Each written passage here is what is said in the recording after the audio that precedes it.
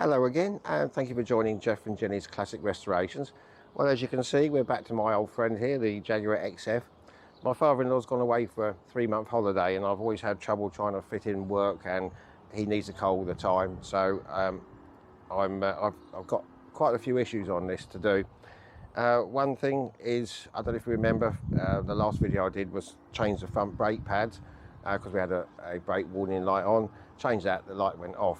Eventually it went for an MOT, and they said the brake pads at the rear were very low, so it's now squeaking at the back, and this is now, as I say, he's away, so don't need the car. I'm going to try and get the brake pads done at the rear. It's also got the low fuel level warning on again, which I have done a video on before. I'll put that in a link at the end, and so I've got to sort that out, and then it should be sort of pretty roadworthy. We've got the DPF light, the diesel particulate filter is blocked. He does take it for a run up the motorway every now and again, but it's staying on now, so it possibly needs a very long run. You need to have it run for about 20 minutes above 40 miles an hour, and it usually clears it. But it's a little bit like using a racehorse on the beach instead of a donkey. It needs a run every now and again, not just 2 miles each way every day when it's cold. So that's another problem I'll try and sort out. But today I'm going to just get on this video doing the rear brake pads. That will eliminate one fault, and then, as I say, I'll get on and do the clean the little connector out in the fuel tank, which should get rid of that fault. And then I'll try and see if I can maybe go on a long run with the wife and Jenny down to the sea and give it a decent run, which might clear the DPF. So I'm going to we're going to do one wheel at a time. I'll just get one side jacked up and get the wheel off, and we'll get started.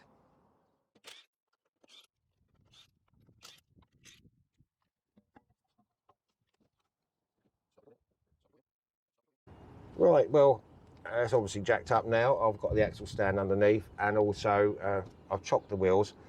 Now, because this has got an electronic handbrake, what I've done is released the handbrake, and I've disconnected the battery from the back, so you don't get any nasty shocks if it suddenly comes on its own again. So what I'm going to do now, I can see straight away that there's literally paper thin brake pads, and actually lucky enough the disc isn't affected. So what I need to do now is just take these end clips off here, and then it should be a hex key in there. Take them off, and I'll just find the right one, and we'll see. This is the one with the sensor as well. So let me just get the right socket, and we'll get this off.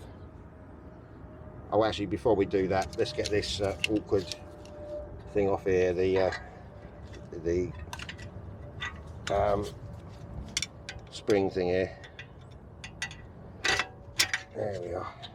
One there as well.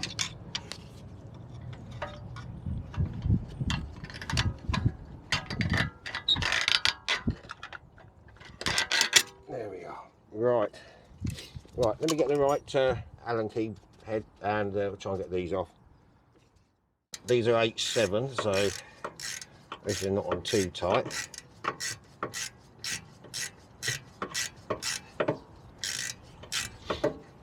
Okay, that's loosish. Okay, I'll just get the bottom one done.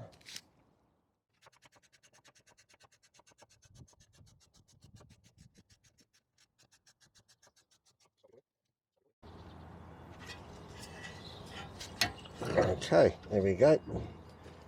Let's take these out. Well, actually, they can stay there.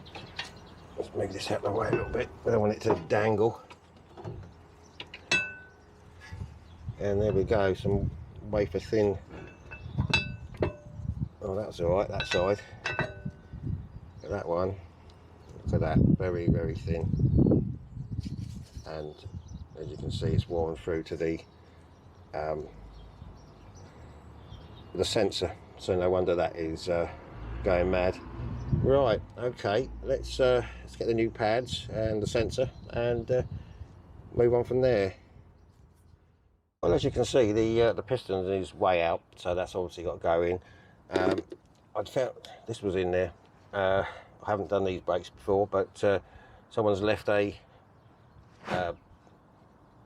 what do they call it? A caliper wind back tool in there. So I do have some tools on that, so I'm going to slowly, I'll show you in a minute once I've set it up, and I'm not sure which way it goes round, but we'll see if we can get that piston back in. I've opened up the reservoir at the front there, so let me find the right right bit for this one. Well, there we go, we've got the tool for it now. I'm just hoping I'm winding the right way. Well, we will know shortly, won't we?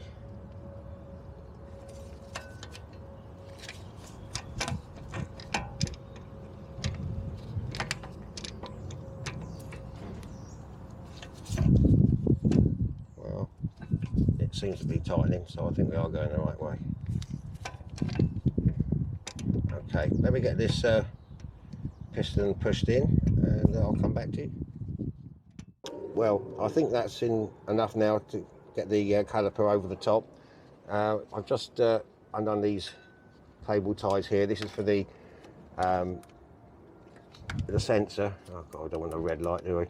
And then that's right at the back there. You can just see the connector for the sensor where it plugs in. So I'm just going to unconnect that one, bring the cable through, and then that will go onto this pad here. So I'll just get that cable in and I'll come back to you. I found it easier, well, probably the best way is to get the sensor in first, because you need to take the clip out to get that sensor in. It gave me a bit more wiggle room, and so I'll feed that through in a moment. So it seems to be just about going on. I just need to do a bit of adjustment here.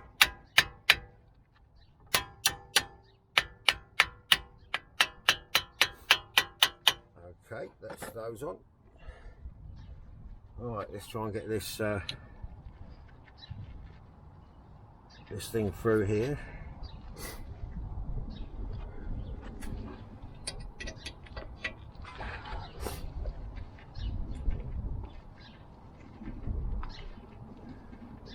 Right, let me get these tightened up and that should be it. Okay, so there you can see the brake wear indicator, and that has to come out through the center of the caliper. And now I'm just going to feed this back round, plug it back in again. So it's easier to just, you've got more room if you get that on first obviously, and then plug it in at the end. So I'll get that one routed and plugged in again, and I think we'll be okay. Well, okay, there we go. That's all on again now, and the cable's rerouted into the little plug at the back there. So this was the harder one to do because of the, not too hard, but with the sensor in there. The other one should just be easily, just take it off and put the new ones in and rewind the caliper. So okay, that's on. That'll be it for now, and I'm just going to have to move on, get the erroneous fuel warning light, get that sorted again, and there should be no reason to use this one, and try and give it a run sometime to get the DPF light off. Oh, and one other thing, don't forget to put your clip back in again, and the little protectors at the end of the rubbers for the sliders. So nearly forgot to do that. Well, back again now. Yesterday I had to do that other wheel, the easy part. No, it wasn't. I'd lost the little round adapter from the caliper rewind tool. Looked everywhere, couldn't find it. It was F, the number of it, or the letter of it, and believe me, there was a few F's other than what I needed around. So I ended up having to do it the hard way, winding the piston in, but after a long story, we got it sorted. All the wheels are back on. I sorted out the low fuel wall in again. That's all sorted, and so I've got rid of the two lights now. And so I've just got one thing to do. I just thought I might as well just show you this. I've just got to change the filter, which is a bit of a palaver, but I've never changed it, and my father-in-law's had it a few years now, and he hasn't changed it. So we're going to start doing this. To get this out, we have to release this air intake vent as well. So all it is just these screws here, these sort of funny plastic things. So we'll undo these. These ones first, hopefully, and just pull them up slightly underneath if you can.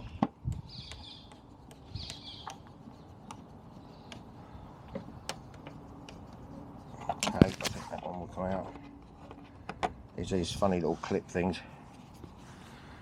So we can get that out. There we go. Just not really a screw, it just expands in there. Right, I'm just going to get the other 3 out. There's 3 of them, 2 there, 1 there, and let's get this out. Right, so they're now loose, and that just slides out of the little hose there,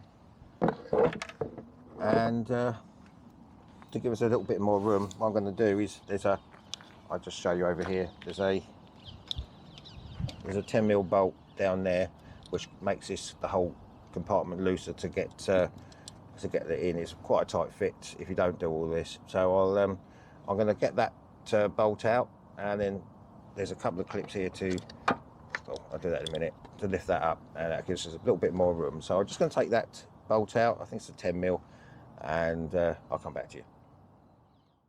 So that bolt is now loose, and then we've just got these clips here to get out or move over. There's one, and then that should lift that up, and that's it. There, it gives us a bit more room in there. And there's the filter.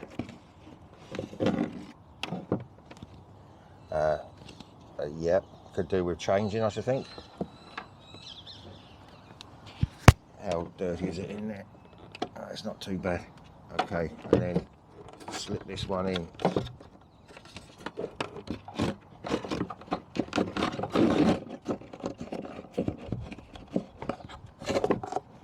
Make sure that's all seated properly, which it is.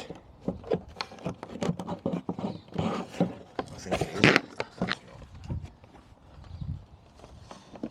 There we are. That's it.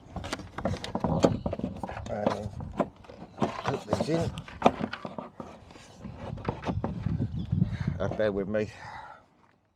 Okay, it was a very tight fit. I even used some Stiltons in the end to clip that back in, but it is all fitted and sealed in there properly. So basically just tighten up this one again, put this air vent back on again, and that'll be this little job done. To be honest, I've had enough of cars for the last few days, so yeah. Anyway, we call that a day then. That's the air filter done.